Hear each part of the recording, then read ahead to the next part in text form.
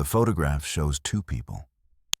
A woman, perhaps 23 years old, sits rigid in a straight-backed chair, her head wrapped in a cloth that was once white, but has yellowed to the color of old bone.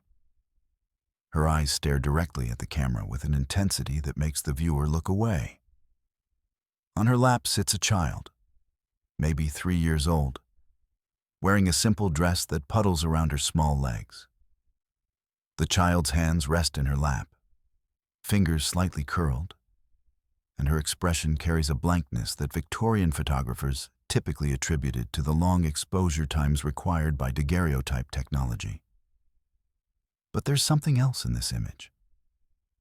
Something that curator Dr. Rebecca Morrison couldn't identify when she first examined it in March 2024 at the Charleston Historical Society. Something that made her hands tremble as she held the silver plate up to the light. On the back of the daguerreotype's case, in handwriting so faded it was barely legible, someone had scratched a single word into the metal.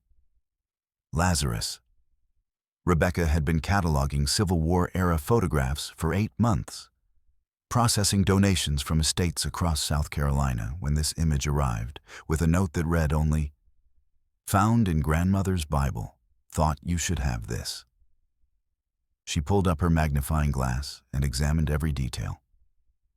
The woman's dress was homespun cotton, the kind enslaved people wore. Her head wrap marked her status clearly. The child's clothing was similarly plain, but the setting was unusual. Instead of being photographed outdoors or against the typical studio backdrop, they sat in what appeared to be a chapel interior.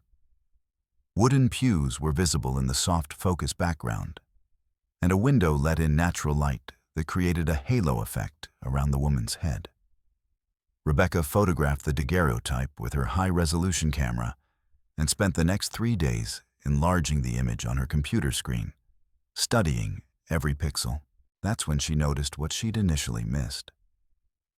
The child's skin had a grayish pallor that wasn't typical of daguerreotype tinting. The woman's hands, which gripped the child with visible tension, showed white knuckles despite the sepia tones of the photograph. And there, just visible at the collar of the woman's dress, were dark stains that could only be blood. This wasn't a typical portrait. This was documentation of something else entirely. Something that someone had wanted preserved. Evidence of an event that happened on August 17th, 1862, when 47 enslaved women gathered in a plantation chapel and refused to stop praying until God gave them back a dead child. Except the child had been dead for 7 hours, her body already cooling, rigor mortis already beginning in her small fingers, and every medical understanding of 1862 said that what happened next was impossible. The story began 3 days earlier, on August 14th, when 3-year-old Mercy Matthews woke with stomach cramps on the Thornton Plantation, 12 miles outside Charleston. By noon, she was vomiting. By sunset, her mother Sarah was holding a limp body that weighed maybe 35 pounds, but felt like dead weight in her arms, a child who had lost so much fluid to cholera that her eyes had sunken into her skull, and her skin had turned the blue-gray color that Sarah recognized from the 7 people she'd watched die from the same disease in the summer of 1857. Sarah carried Mercy to the plantation overseer at 6:30 p.m., begged him to send for a doctor, and heard him say, "Medical care costs money. The child's not worth it. Make her comfortable and get back to work." Sarah said, "No." Just that. One word that in 1862 South Carolina could cost an enslaved woman 10 lashes for insubordination. The overseer stared at her for 5 full seconds before saying, "You can stay with the child, but you'll work double shifts for a week to make up the time." Sarah carried Mercy back to their cabin and began praying at 7:15 p.m. on August 14th. Her husband Thomas came in from the fields at 8 p.m., took one look at his daughter, and understood she was dying. He went to 3 neighboring cabins and brought back 3 women who had known Sarah since childhood. Martha, who was 54 and worked in the plantation kitchen. Dinah, who was 38 and worked in the laundry. And Ruth, who was Sarah's aunt and had raised her after Sarah's mother died. The 4 women sat with Sarah through the night, taking turns holding Mercy, praying in whispers that wouldn't carry to the overseer's house, singing hymns in voices so low they were almost inaudible. At 3:17 a.m. on August 15th, Mercy stopped breathing. Thomas checked for a pulse at her neck. Nothing. He put his ear to her chest. Silence. He looked at Sarah and said, "She's gone." Sarah made a sound that was described later as not quite human, pulled her daughter's body against her chest, and stood up. What happened next would be documented by 47 witnesses, each one interviewed separately in the weeks following the event, each one telling essentially the same story. Sarah walked out of the cabin carrying Mercy's body. She didn't speak. She didn't cry anymore. She just walked across the quarters, past the row of cabins where other enslaved families were sleeping, toward the small chapel that plantation owner Colonel Richard Thornton had built in 1854 as a concession to his late wife's religious convictions. The chapel was a simple wooden structure with rough-hewn benches and a single window that faced east to catch the morning sun. Sarah pushed open the door, sat down in the front pew, and bowed her head over her dead daughter. It was Mary, a woman who worked in the plantation laundry, who first saw Sarah through the chapel window at 3:45 a.m. Mary later testified, "I saw her sitting there holding the child, and I knew. You can see death from a distance when you've seen it enough times. I went inside and sat beside her and started praying. Within 20 minutes, word had spread through the quarters. Women came one by one, each entering the chapel silently and finding a place on the benches. By 4:30 a.m., there were 12 women. By 5 a.m., 27. By sunrise at 5:42 a.m., 47 women sat in that chapel, and they were all praying. The sound must have been extraordinary. 47 voices speaking not in unison, but in overlapping waves of prayer. Some in English, some in the African languages that were forbidden on the plantation. Some in wordless moans and cries that were pure grief and petition, mixed with something that resembled rage. The overseer, Caleb Morrison, woke at his usual time of 5:30 a.m. and noticed immediately that something was wrong. The women who normally began preparing breakfast at 5 a.m. weren't in the kitchen. The laundry workers who should have been hauling water weren't at the well. He walked toward the quarters and heard the sound coming from the chapel. A noise so loud it seemed to make the air vibrate. He ran to the chapel and threw open the door. Morrison stood in the doorway, looking at 47 women praying over a dead child, and his first instinct was to break up the gathering immediately. Unauthorized gatherings of enslaved people were illegal in South Carolina, and a group this size constituted a serious threat to plantation security. But something stopped him.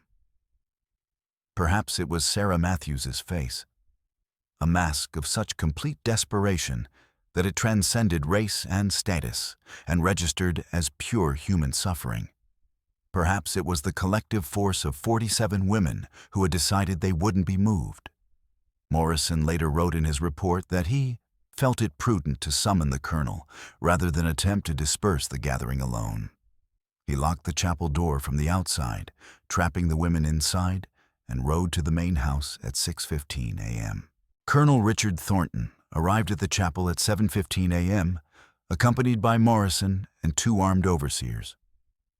He unlocked the door and stood in the doorway surveying the scene before him. The women hadn't stopped praying. The morning sun was streaming through the east window, illuminating dust motes in the thick air.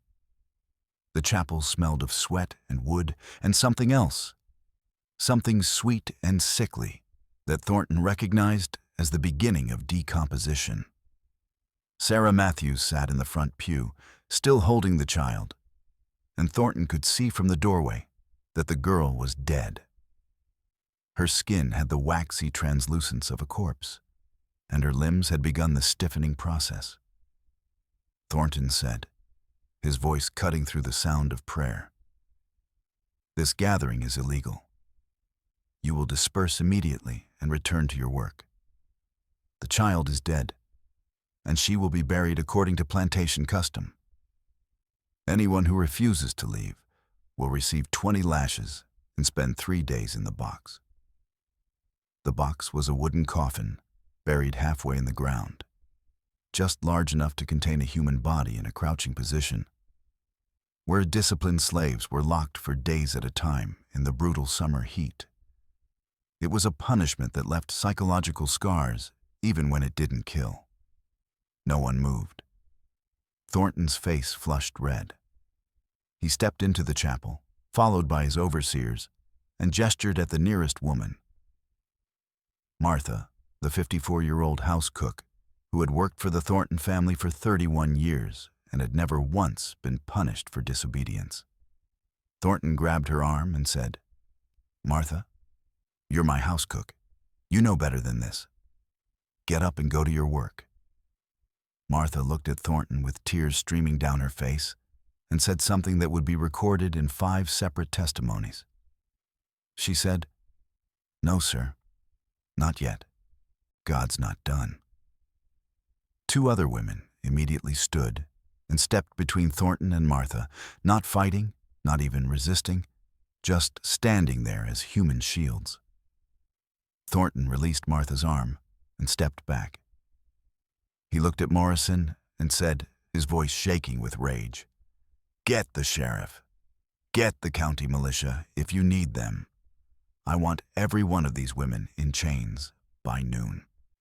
Morrison rode to Charleston at 7:45 a.m., a journey that would take 3 hours round trip on horseback. While he was gone, the prayer continued. Some women had been in the chapel for 5 hours by this point, and the physical toll was becoming visible. Several were swaying from exhaustion. 2 had collapsed and were lying on the floor, still praying but too weak to sit up. Sarah hadn't moved, hadn't drunk a water, hadn't acknowledged Thornton's threats. She just held her daughter and prayed in a voice that had gone hoarse from hours of continuous speaking. The child's body was growing colder. Rigor mortis was advancing through her small limbs. Every medical sign pointed to death that had occurred approximately 6 hours earlier. And then, at 10:30 a.m., a woman named Dinah saw something that would change everything. She would later testify, "I can't explain what made me look at Sarah at that particular moment, but I glanced over and saw the child's hand move. Not a twitch, not the muscle spasm that sometimes occurs in corpses. A deliberate movement, the fingers uncurling from their rigid position and then curling again, grasping at the air. Dinah stood up so quickly, she nearly fell and shouted, 'Look!' The other women looked. Sarah felt the movement against her chest and made a sound that was half sob, half scream. She pulled the child away from her body, holding her at arm's length, and they all saw it. Mercy's eyes opened. The child's eyes had been closed for more than 7 hours. Rigor mortis had begun. Her body temperature had dropped significantly, but now her eyes were open, and she was looking around the chapel with the confused expression of someone waking from deep sleep. Her chest expanded in a breath that was audible even over the sound of 47 women who had suddenly stopped praying and started screaming. Sarah pulled Mercy back against her chest and wept. The child said, in a small voice that everyone heard, "Mama, I'm thirsty." Colonel Thornton was still in the chapel when this happened, sitting on a back bench, determined to maintain his authority even as he waited for armed reinforcements. He saw the child's hand move. He saw the eyes open, he saw the chest rise with breath. And he did something that Morrison would later describe as wholly out of character for the colonel. Thornton stood up, walked to the front of the chapel, looked down at the child who had been dead and was now asking for water, and said in a voice that shook, "Someone fetch Reverend Pritchard, now." Reverend Jonathan Pritchard arrived at the plantation at 1:45 p.m., having been summoned by a rider who interrupted his lunch with a story so extraordinary that the Reverend initially assumed it was a hoax. But he knew Colonel Thornton wouldn't send for him without cause. Pritchard brought his medical bag, still maintained from his years of practice before entering the ministry, and found the chapel in chaos. The women were surrounding Sarah and Mercy, touching the child's arms and face, weeping and praying and singing.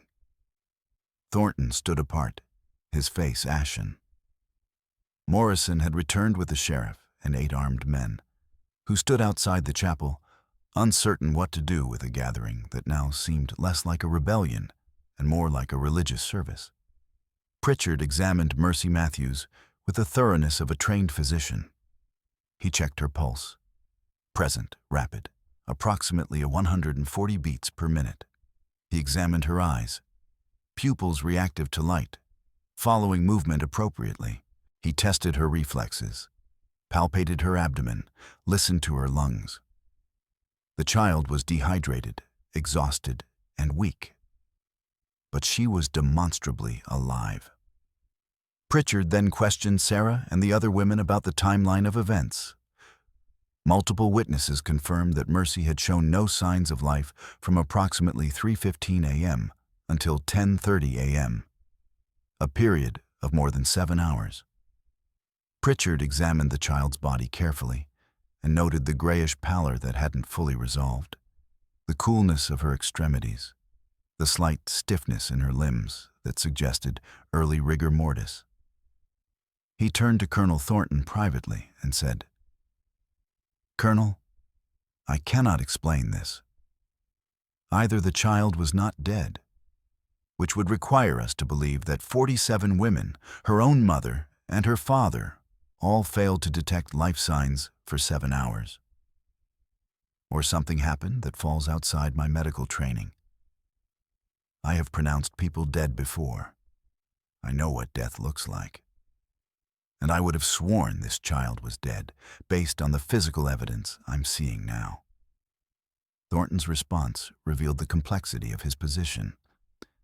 As an educated man of the mid-19th century, he found the idea of miraculous resurrection absurd.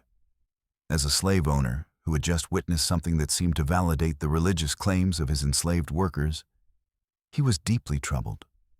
Most importantly, as a man who understood how quickly news spread through the enslaved population, he recognized the threat this event posed. If word got out that God had answered the prayers of enslaved women, it could inspire other gatherings, other prayers, other challenges to white authority disguised as religious devotion. Thornton made a decision that would seem cruel even by the standards of 1862.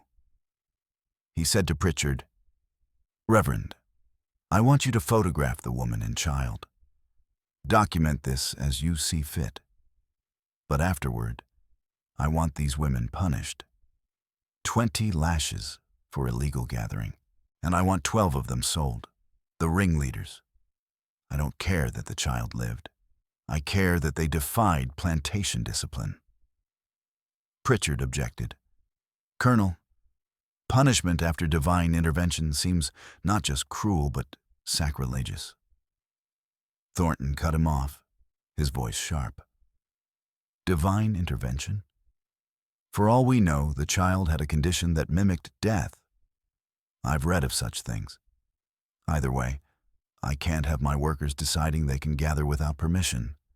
Can't have them thinking they can refuse work because they're waiting for God to act. This ends now. Pritchard stared at him for a long moment, then said quietly, "I'll document what happened. But history will judge what you do next." Thornton sent Morrison to Charleston with instructions to bring back a photographer, any photographer, as quickly as possible. Morrison returned at 3:30 p.m. with a young man named James Hart, who operated a daguerreotype studio on Broad Street. Hart had never photographed enslaved people before, but he needed the money. Charleston's economy had been devastated by the Union blockade, and Hart was taking any work he could get. Hart set up his equipment in the chapel at 3:45 p.m., using the natural light from the east window and the open door. Sarah sat in a chair holding Mercy, and Hart exposed the plate for 45 seconds. The child remained still, exhausted but alive, while her mother stared at the camera with an expression that mixed defiance with grief for what was yet to come. The photograph was finished by 4:30 p.m. Pritchard paid Hart from his own funds and took possession of the daguerreotype. Then the punishment began. The 12 women Thornton identified as ringleaders, though there had been no organization beyond Sarah's initial journey to the chapel, were separated from the group at 5 p.m. They were whipped in public in front of the entire enslaved population, each receiving 20 lashes that left their backs bloodied and torn. Then they were locked in the plantation's holding cells to await sale. Martha was whipped first. She screamed on the 7th lash, went silent on the 14th, and collapsed after the 20th. They threw water on her face to revive her, then dragged her to the cells. Dinah was next.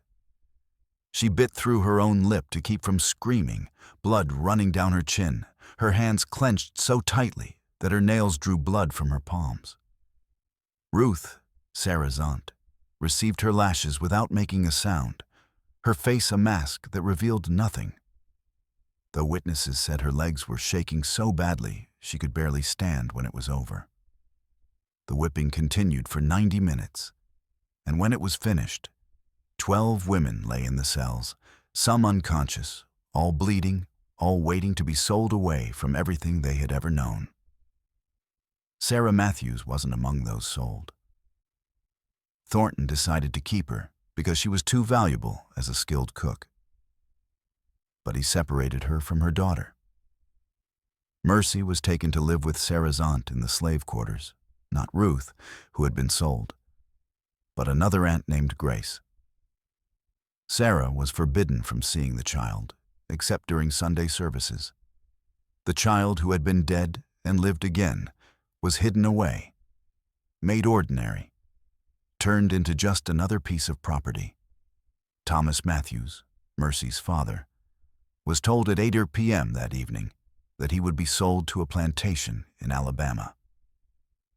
The sale would happen within 2 weeks. Thornton's log noted the reason as troublesome influence in quarters. Thomas looked at the overseer who delivered this news and said something that would be remembered. "You can sell my body. You can't sell what happened in that chapel. That belongs to us." 3 days later, he was gone. Within 2 weeks, all 12 women had been sold to different plantations across South Carolina and Georgia, scattered so thoroughly they could never gather again, never tell this story together, never build on this moment of collective power. Reverend Pritchard kept the daguerreotype. He kept it through the remaining years of the war, through Reconstruction, through the decades that followed. The photograph passed to his daughter, then to his granddaughter, and eventually ended up in a family Bible where it sat for 140 years. And hidden in the church basement where Pritchard served his final years, locked in a wooden box, was something that would change everything they thought they knew about that August morning. A testimony written in Mercy Matthews' own hand at age 47, describing what she remembered about being dead.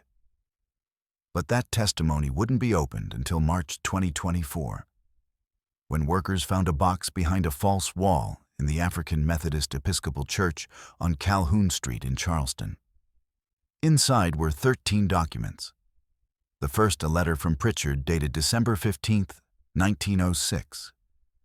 explaining that he had sealed these documents with instructions that they not be opened until 1950. The second document was titled Testimony of Mercy Freeman, given October 3, 1906. Rebecca Morrison's hands shook as she unfolded the pages at 2:30 p.m. on March 28, 2024. Because she understood she was holding something that would force people to choose what they believed about death and resurrection and the power of collective prayer. The testimony began. I am writing this at age 47, in full possession of my faculties, to record what I remember about the morning of August 17, 1862, when I was 3 years old and died from cholera on my mother's lap. I am writing this because the truth is more complicated than either those who believe I experienced a miracle or those who believe I simply recovered from illness can accept. Mercy went on to describe memories that seemed impossible for a 3-year-old to retain, the sickness beginning, the pain, the sensation of her mother's arms as the world grew dark. Then she described something that would spark debate for years. I remember being somewhere else, not heaven as it's described in church. Just darkness at first, and then a sense of being pulled in 2 directions. One direction felt like rest, like stopping. The other felt like my mother's voice, which I could hear but not understand the words. Just the sound of her, praying. And I remember choosing. The document ended mid-sentence. The next page was missing.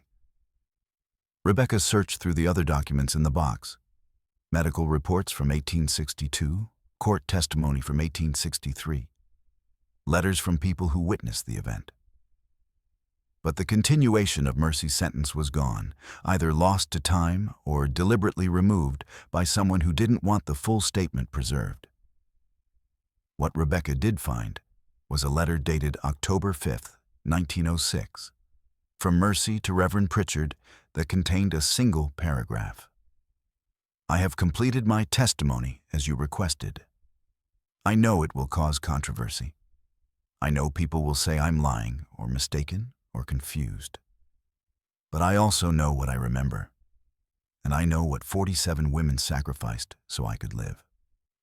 Whatever happened in that chapel, medical anomaly or divine intervention, it cost 12 women their freedom and my mother her health. That price demands the truth be told, even if the truth is, I don't know what happened. But I remember choosing to come back. Rebecca stood in the church basement holding these documents, understanding that she had evidence of something that would never be explained to everyone's satisfaction. Some would say Mercy had experienced catalepsy, a rare medical condition that mimics death so completely that even doctors can be fooled. Others would say divine intervention. Still others would say mass hysteria caused 47 women to believe they saw something that didn't happen. But none of those explanations accounted for the physical evidence that 3 doctors had documented in 1862, the rigor mortis, the lividity, the extended period without vital signs. None explained why Colonel Thornton, a rational man who didn't believe in miracles, had ordered Pritchard to photograph the child within 2 hours of her revival.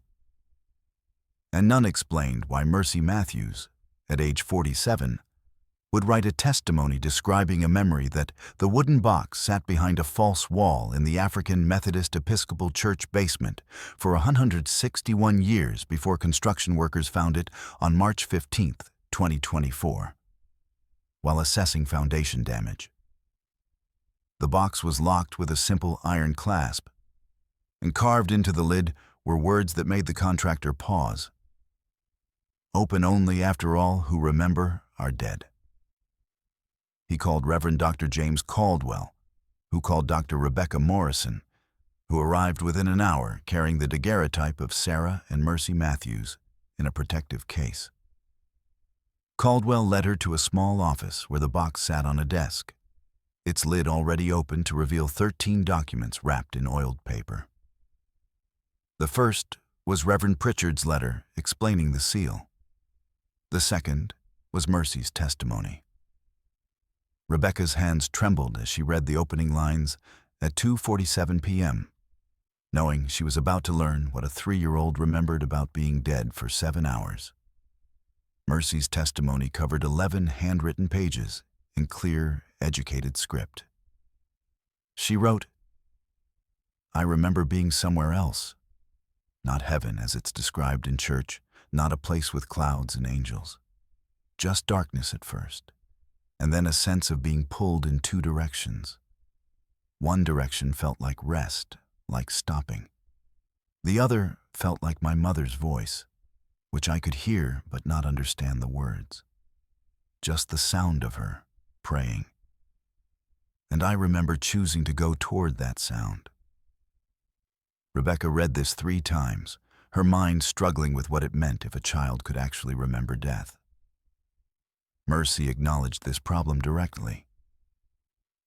"I know that memory is unreliable, especially childhood memory, but I also know what happened to my body because doctors examined me later and their findings were documented." She described how after the daguerreotype was taken and after her mother was punished, 3 different physicians examined her in the weeks that followed. The first was Dr. Samuel Hendricks of Charleston, a Confederate Army surgeon called to assess whether she had truly been dead.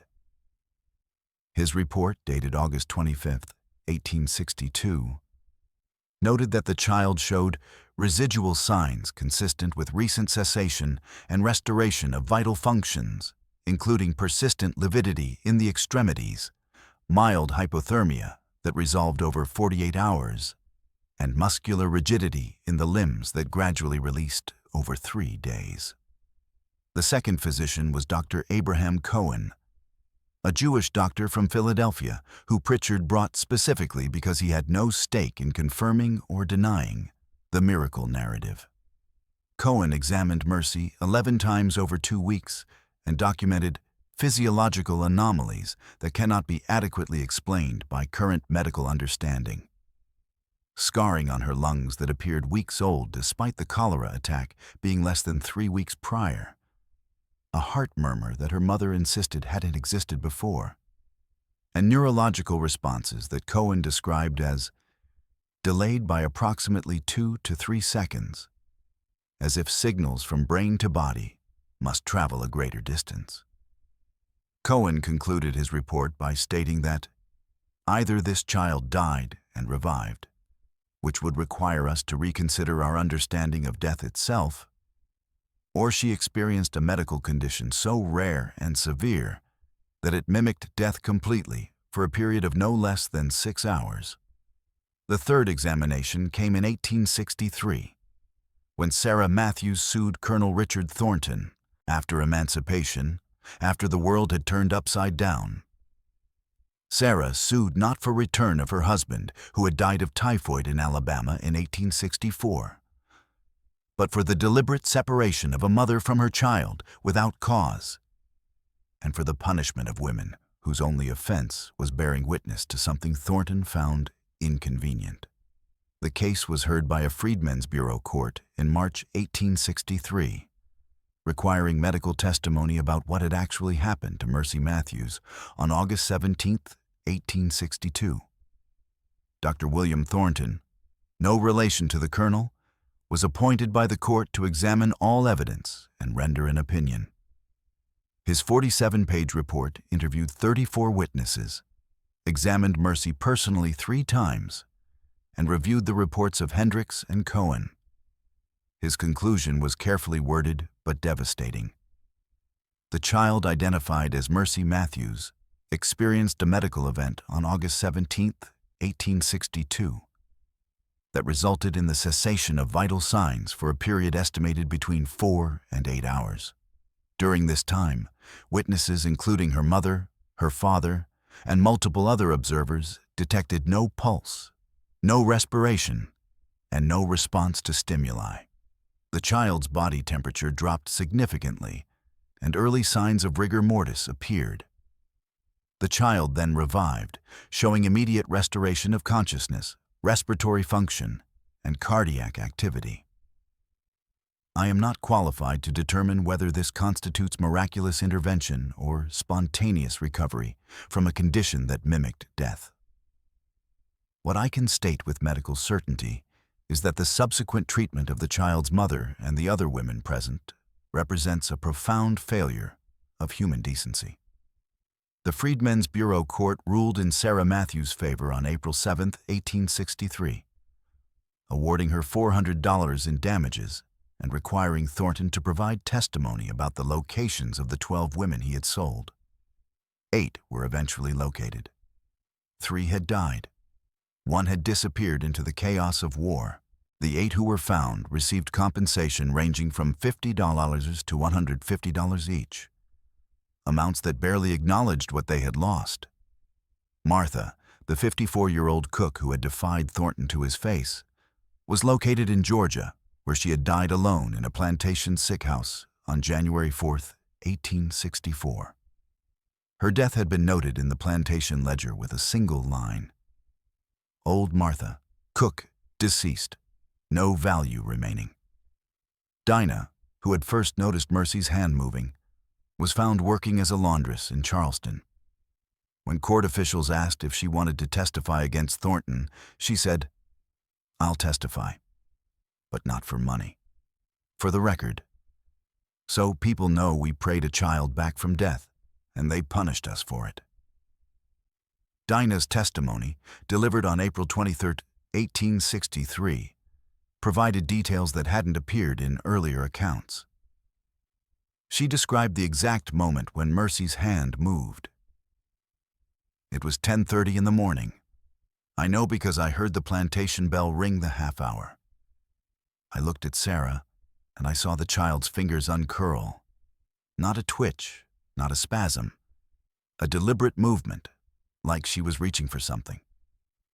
I shouted, and that's when everyone looked.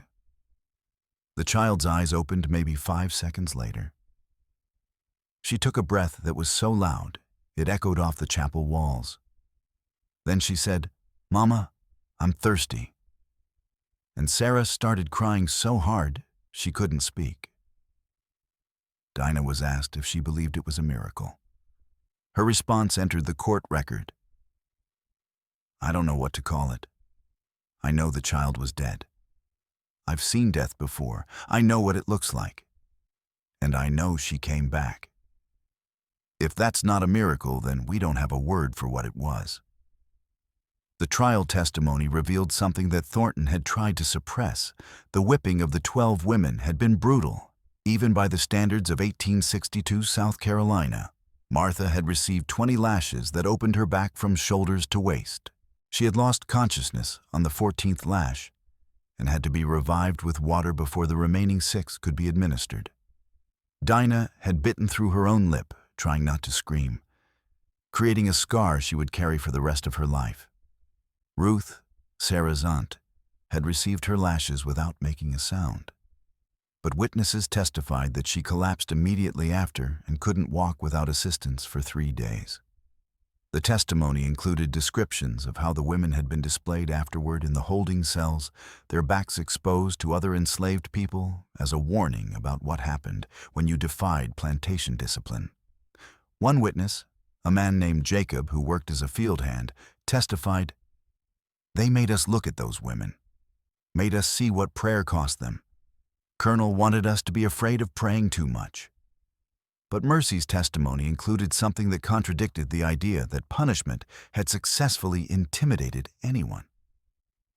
She wrote that, in October 1906, when she was 47 years old and working as a teacher, she gathered the surviving women who had been in the chapel that morning. Of the original 47, only 19 were still alive. Mercy interviewed each one separately, asking them to describe in detail what they remembered. She recorded their testimonies verbatim, and what emerged was a narrative that both confirmed and complicated the miraculous interpretation. Every woman remembered the prayers, the hours of speaking to God with desperate intensity. Every woman remembered the exact moment when Mercy's hand moved, the collective gasp, the sight of those eyes opening after being closed for hours. But 3 women remembered something else, something they hadn't mentioned in their original testimonies. Hannah, who had been 32 in 1862 and was 76 when Mercy interviewed her in 1906, said, "I remember looking at Sarah's face right before the child moved, and I saw something change. It wasn't that she looked hopeful. It was like something left her and went into the child. I know how that sounds, but I've thought about it every day for 44 years, and I know what I saw." Sarah paid a price for that child's life. 2 other women, independently, described seeing something similar.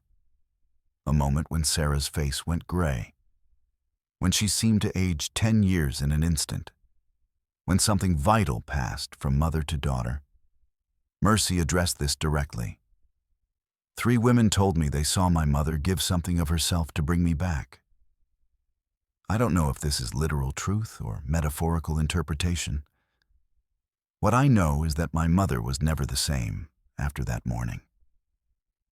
Sarah Matthews lived until January 3, 1889, dying at age 50 of heart failure.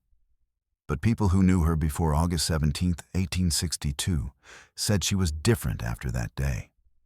Quieter, more tired, like she was carrying a weight no one else could see. A Quaker woman named Elizabeth Hart, who visited the plantation in 1867, wrote in her diary, "I met Sarah Matthews today, the woman whose child was raised from death during the war. She seems prematurely aged, exhausted beyond her years." When I asked about that morning in 1862, she said only, "It was worth it. Whatever I gave up to bring her back, it was worth it." Then she would say nothing more. Sarah's aunt told Mercy years later that Sarah used to sing all the time before that day, that she had the most beautiful voice on the plantation. After August 17, 1862, she never sang again, not once in 27 years. The immediate aftermath for the 12 women who were sold away had been brutal. Martha's death in Georgia was documented in a single line. Dinah survived and was reunited with her children after the war, naming her youngest daughter Mercy in honor of the child whose life had cost so much. Ruth was sold to a plantation in inland South Carolina where she worked until emancipation, then moved to Charleston and lived until 1909. 3 women died during the war from disease and hardship. 2 were reunited with family members after 1865 and moved north. 1 woman, Rachel, could never be located despite extensive efforts. She disappeared into the vast, displaced population of the South, her fate unknown. The 5 who were found and interviewed by Mercy between 1880 and 1906 all said the same thing in different words. August 17, 1862, had been both the worst and best day of their lives. Worst because of what followed. Best because they had witnessed proof that their prayers mattered. The 35 women who remained at Thornton Plantation after the 12 were sold experienced a different kind of punishment: surveillance and restriction. Thornton implemented new rules specifically designed to prevent similar gatherings. The chapel was locked except during designated service times. Services were shortened from 2 hours to 45 minutes. Women were forbidden from gathering in groups larger than 3 without explicit permission. Prayer meetings required written authorization from the overseer. These restrictions remained in place until Union forces occupied Charleston in February 1865, when the entire structure of plantation discipline collapsed. By then, the women who had been in the chapel had become legendary among the enslaved population. Word of the prayer vigil and the child's revival had spread despite Thornton's attempts to suppress it, carried by enslaved workers who moved between plantations, by the 12 women who had been sold and told their stories in new locations. The story took on a life of its own as it spread. In some versions, Mercy had been dead for 3 days, not 7 hours. In others, 100 women had prayed, not 47. Some accounts said the child had been raised by Sarah's prayers alone. Others said it required the collective faith of everyone present. But the core narrative remained consistent. Enslaved women had prayed, God had answered, and white authorities had punished them for it. This story became part of the spiritual tradition of African American Christianity, referenced in sermons, held up as evidence that God heard the cries of the oppressed. But the full truth, documented in Mercy's testimony and sealed in that wooden box for 118 years, was more complex. Mercy wrote, "My mother loved me. I never doubted that. But she loved me from a distance after that day, as if I were made of glass and might shatter if held too tightly. I spent my childhood trying to earn back the closeness we had before I died, and I never succeeded. When Union forces occupied Charleston in February 1865, Sarah Matthews was 26 years old, and Mercy was 5. They remained on the Thornton plantation initially because they had nowhere else to go. But in March 1865, Sarah walked into Charleston, found the Freedmen's Bureau office, and filed her complaint against Thornton. The complaint documented everything: the events of August 17, 1862, the subsequent punishment, the sale of the 12 women, the forced separation of Sarah from her daughter. She requested that the Bureau investigate, that Thornton be prosecuted, and that she be awarded custody of her daughter without restriction. The case took 2 years to work through the chaos of Reconstruction. During that time, Sarah and Mercy continued living on the plantation as paid workers, $3 per month plus room and board. They lived in the same cabin they had occupied before, but now they were technically free to leave at any time. The court hearing in March 1867 was held in a temporary Freedmen's Bureau office on Meeting Street in Charleston. The room was small, hot, and crowded with observers. Sarah testified for 3 hours, describing in detail the events of August 17, 1862, and everything that followed. She was cross-examined by Thornton's lawyer, who tried to establish that she had exaggerated the child's condition, that Mercy had never actually been dead. Sarah remained composed throughout. When asked directly, "Mrs. Matthews, are you certain your daughter was dead?" she responded, "I held my daughter's body for 7 hours. She was cold. She wasn't breathing. Her heart wasn't beating. I've seen death before. I know what it looks like. My daughter was dead. And then she wasn't. I don't know how to explain that. But I know what I held in my arms." The testimony that shifted the case came from Caleb Morrison, the overseer who had locked the women in the chapel and ridden to fetch the sheriff. Morrison had left Thornton's employment in 1864 after a dispute about wages and had moved to North Carolina. The Freedmen's Bureau located him and compelled his testimony. What he said contradicted Thornton's defense in crucial ways. Morrison testified, "The colonel told me privately that he couldn't have his Negroes thinking God was on their side. He said if word got out that their prayers had brought back a dead child, it would give them ideas about praying for other things. Freedom, maybe. Justice. Things that would threaten the entire system. So he ordered the punishment not because they violated gathering rules, we ignored those rules all the time for Sunday services, but because he feared what it meant if they were right. The Bureau court ruled in Sarah's favor, awarding her $400 and ordering Thornton to assist in locating the 12 women. Sarah took her money and left South Carolina in May 1867. She and Mercy moved to Philadelphia, where they arrived on May 23rd and settled in a boarding house near the African Methodist Episcopal Church on South Street. Sarah found work as a seamstress, then as a cook. Mercy attended a school run by Quaker abolitionists, where she excelled. By age 10, she was reading advanced texts. By 12, she was helping teach younger students. By 15, she was corresponding with educators about teaching methods.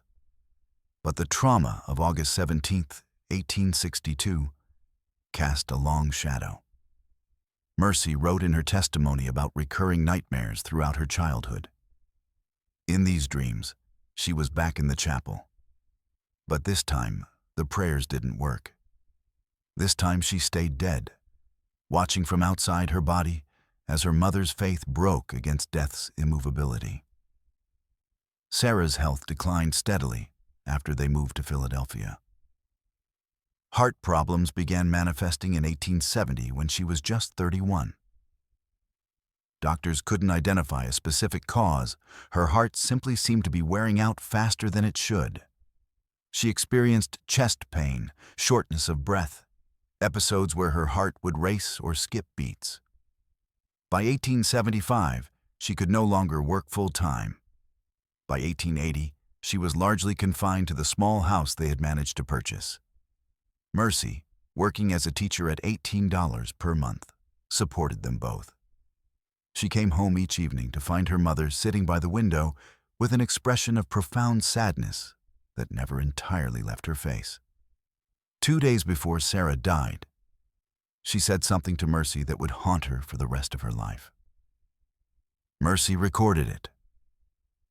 She was very weak, struggling to breathe. I was holding her hand.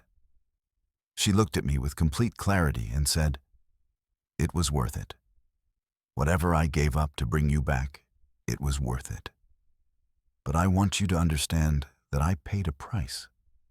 We all pay prices for the things we love." Sarah Matthews died on January 3, 1889, at age 50. Mercy was beside her. The cause of death was recorded as congestive heart failure. But Mercy always believed her mother had died of the cost of bringing her back 27 years earlier. This belief was strengthened by what the three women had told her in 1906, that they saw something leave Sarah and enter Mercy on the morning of August 17, 1862. Whether this was literal or metaphorical didn't matter.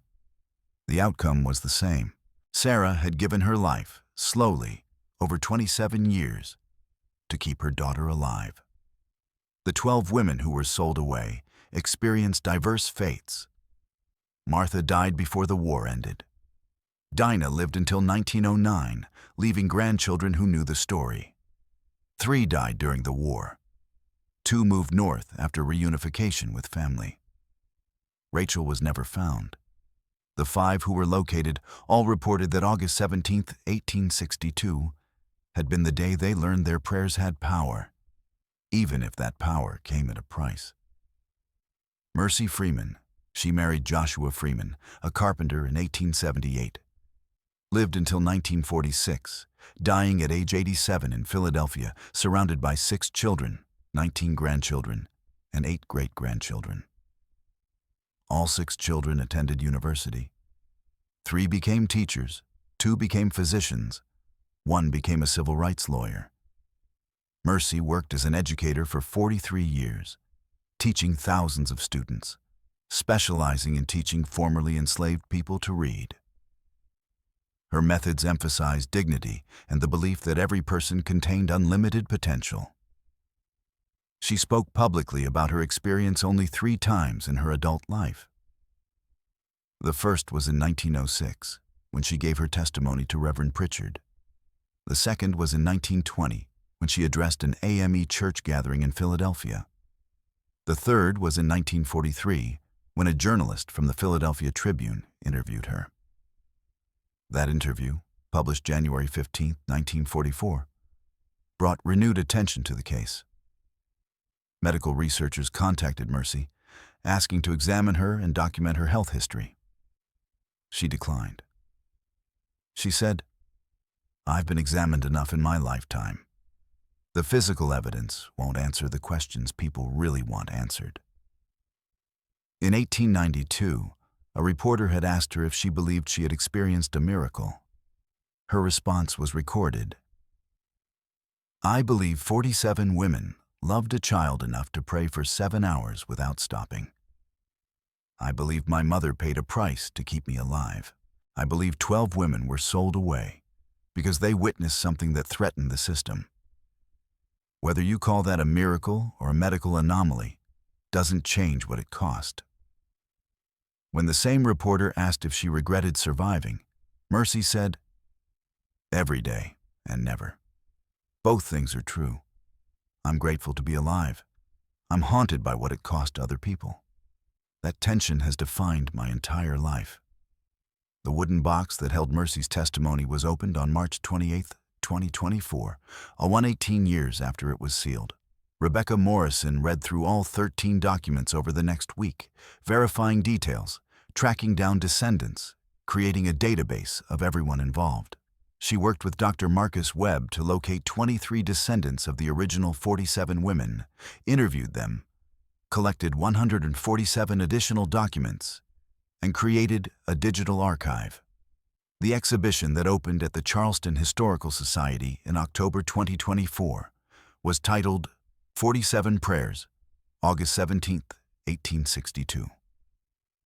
The centerpiece was the daguerreotype of Sarah and Mercy Matthews, displayed alongside medical reports, court documents, and excerpts from Mercy's testimony. More than 300 people attended opening night.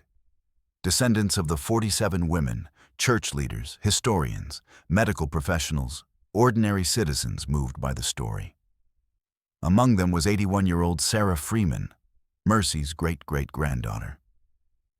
She stood before the daguerreotype with tears streaming down her face and said to a reporter, "I grew up hearing stories about my ancestor who died and came back.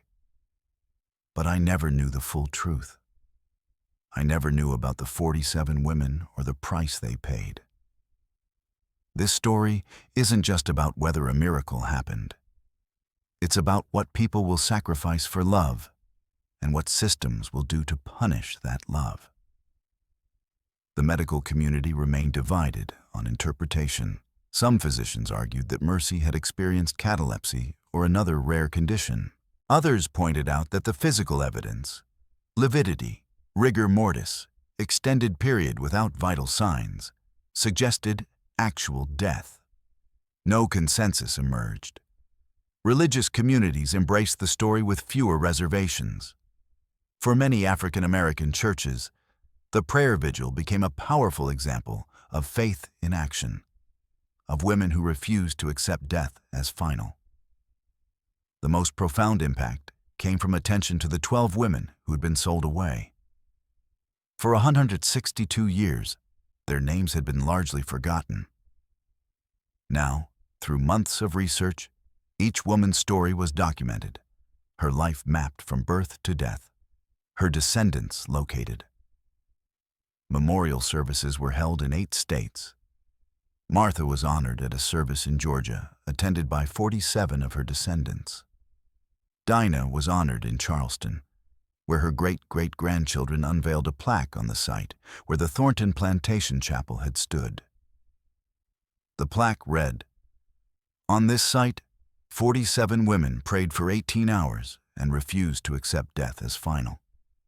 They paid a price for their faith, but their story survived."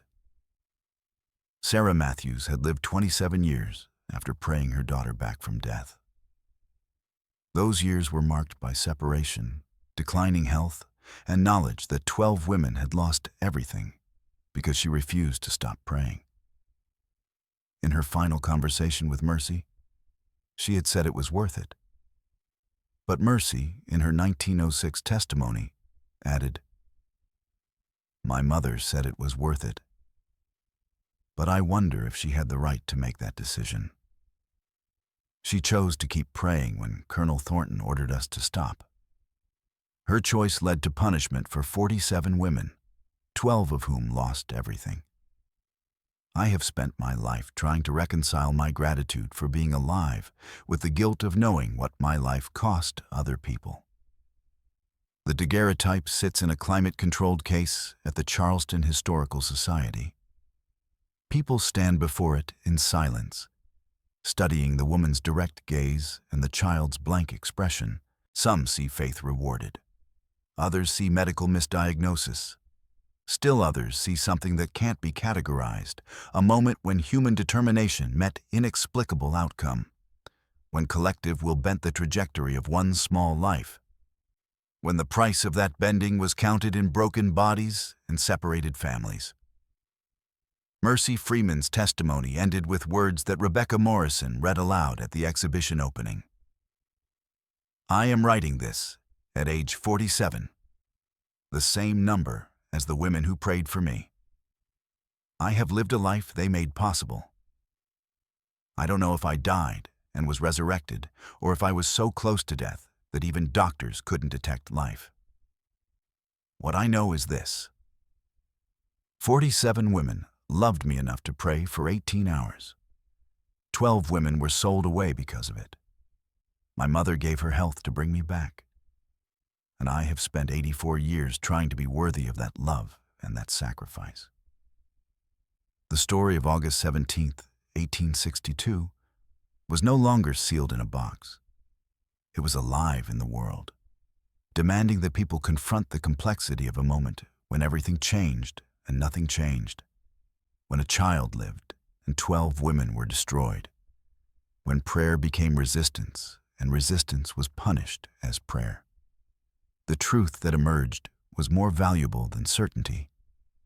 People who have no power except their voices will use those voices. People who have nothing but faith will pray. People who love will sacrifice. And systems that try to silence that love will eventually crumble. It took 162 years for the full story to emerge. But it emerged. The wooden box is displayed in the exhibition, its carved warning visible. Open only after all who remember are dead. But new memories were being created now.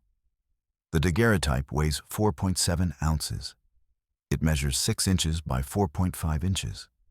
It documents 2 hours after an impossible event. 47 women prayed. 1 child lived. 12 women were sold. 1 mother slowly died. These facts coexist without contradiction. The prayer was real. The punishment was real. The cost was real. And 4,200 descendants living in freedom prove that sometimes what looks like tragedy from one angle looks like survival from another.